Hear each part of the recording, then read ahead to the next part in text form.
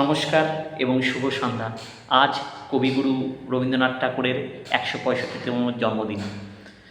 তো ২৫শে বৈশাখ আমরা জানি কবিগুরু রবীন্দ্রনাথ ঠাকুরের জন্মদিন। কিন্তু রবীন্দ্রনাথ শুধু আমাদের অ্যাকচুয়ালি প্রতিদিনের চলার সাথী, আমাদের সুখ দুঃখ আবেগ সব কিছুর মধ্যে আছে আমাদের রবীন্দ্রনাথ, কবিগুরু রবীন্দ্রনাথ ঠাকুর। আমরা যদি দেখি রোম্যান্টিক সং, সেখানেও আমরা জানি সব চেনা চেনা সেই গান, যেমন হচ্ছে আমারও পরানো যাহা চায়, তারপরে তুমি রবে নীরবে, আমরা এগুলো খুব সব চেনা চেনা। সেদিন দুজনে তুলেছিল বনে ফুল ডোরে বাঁধা ঝুলনা, সেদিন দুজনে দুলেছিল বনে ফুল ডোরে বাঁধা ঝুলনা, সেই স্মৃতিটুকু কবু ক্ষণে ক্ষণে।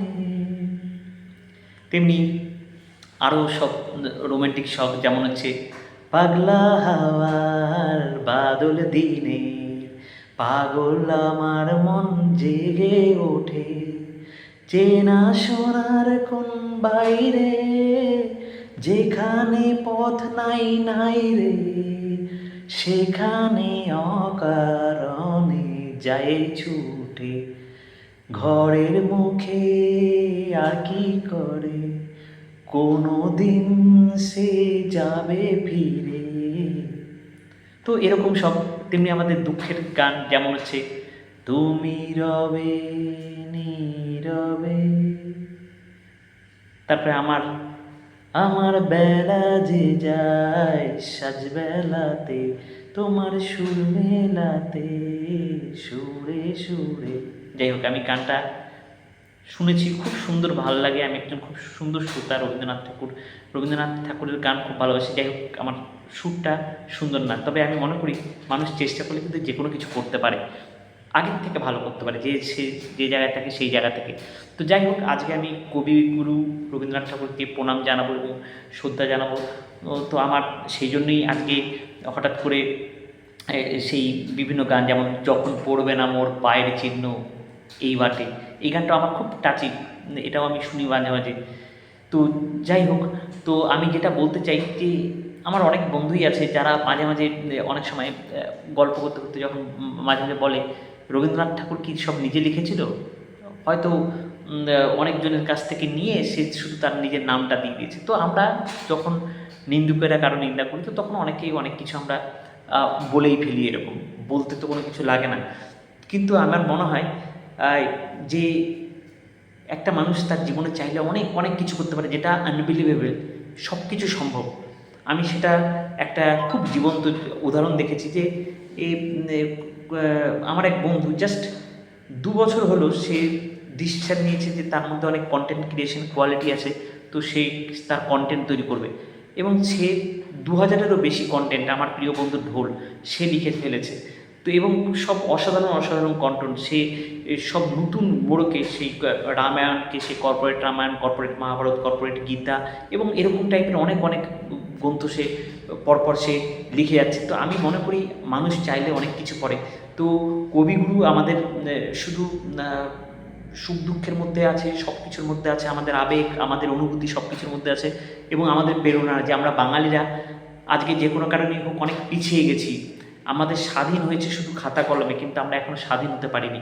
তো আমরা মনে হয় রবীন্দ্রনাথ ঠাকুর আমাদের সেই জায়গায় একটা আদর্শ, যে রবীন্দ্রনাথ ঠাকুর তার জীবনে যা করে গেছে, এই মানুষ তার নিজের যদি এই চেষ্টা থাকে তাহলে মানুষ অনেক কিছু করতে পারে।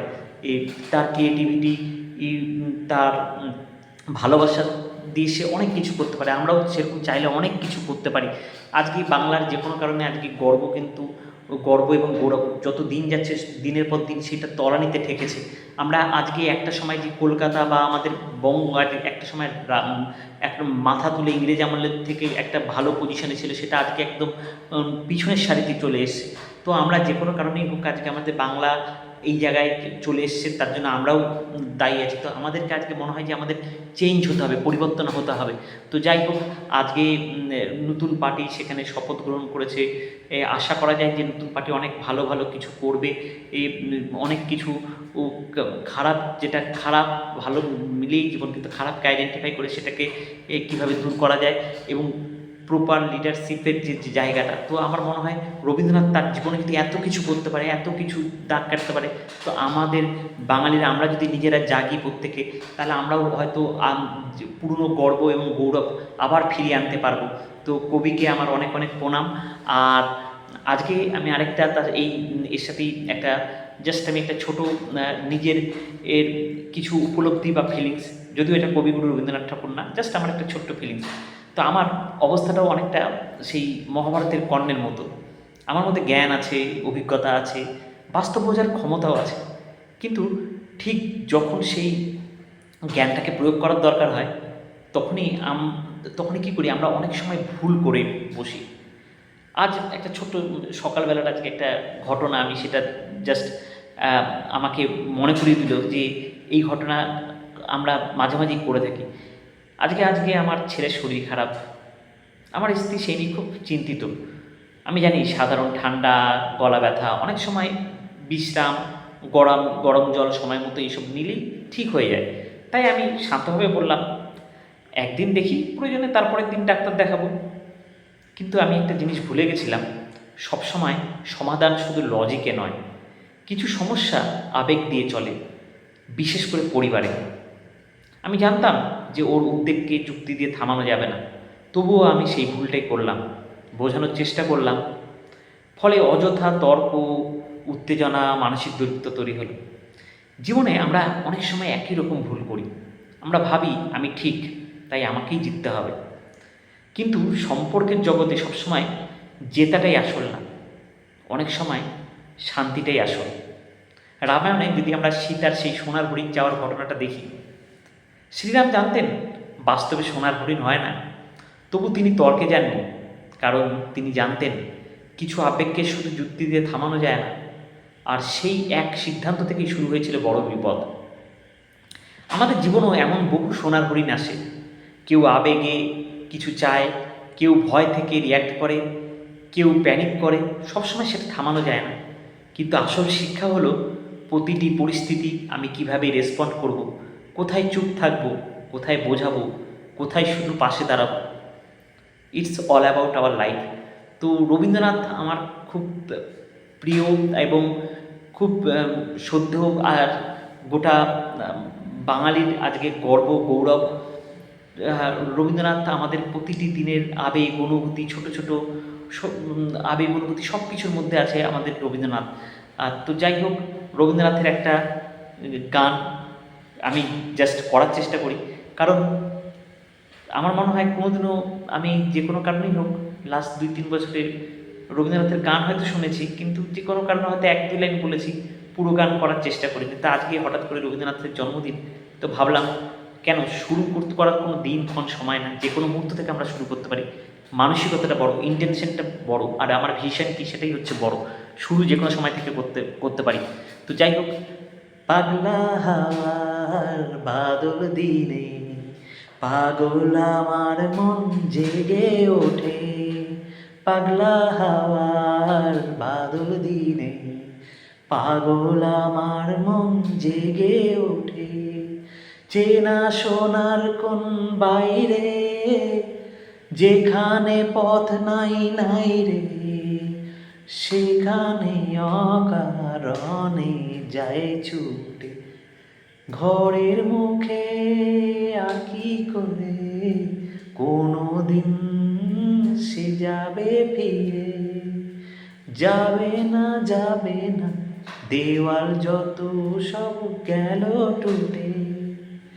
বৃষ্টি নেশা ভরা সন্ধ্যাবেলা, কোন বলর আমের আমি চেলা, আমার স্বপ্ন ঘিরে নাচে মাতাল জুটে, যত মাতাল জুটে। যা না চাইবার তাই আজি চাই গো, যা না পাইবার তা কোথা পাই গো, পাবো না পাবো না, মরি অসম্ভবের পায়ে মাথা কোটে। তারপরে সেদিন দুজনে দুলেছিল বনে, ফুলো ডোরে বাঁধা ঝুলনা। সেদিন দুজনে দুলেছিল বনে, ফুলো ডোরে বাঁধা ঝুলনা। সেই স্মৃতিটুকু কভু ক্ষণে ক্ষণে যেন জাগে মনে, ভুলো না ভুলো না ভুলো না। সেদিন দুজনে দুলেছিল বনে, ফুলো ডোরে বাঁধা ঝুলনা। তো যাই হোক, কবিগুরু রবীন্দ্রনাথ ঠাকুরকে আমার সশ্রদ্ধ প্রণাম। আর কবিগুরু রবীন্দ্রনাথ ঠাকুর তার জীবনে যা করে গেছে, আমরা যদি আমাদের লাইফে তার হয়তো 1%ও করার চেষ্টা করি এবং তার জন্য আমাদের যে জায়গায় আমাদের বেস্ট আছে সেটাকে যদি আমরা প্রতিদিন দিই, আশা করি আমরা অসম্ভবকে সম্ভব করতে পারি এবং আমরা পুরনো বাংলার মর্যাদাকে ফিরিয়ে আনতে পারি। কবি প্রণাম দিয়ে আমি এখানে শেষ করলাম। নমস্কার।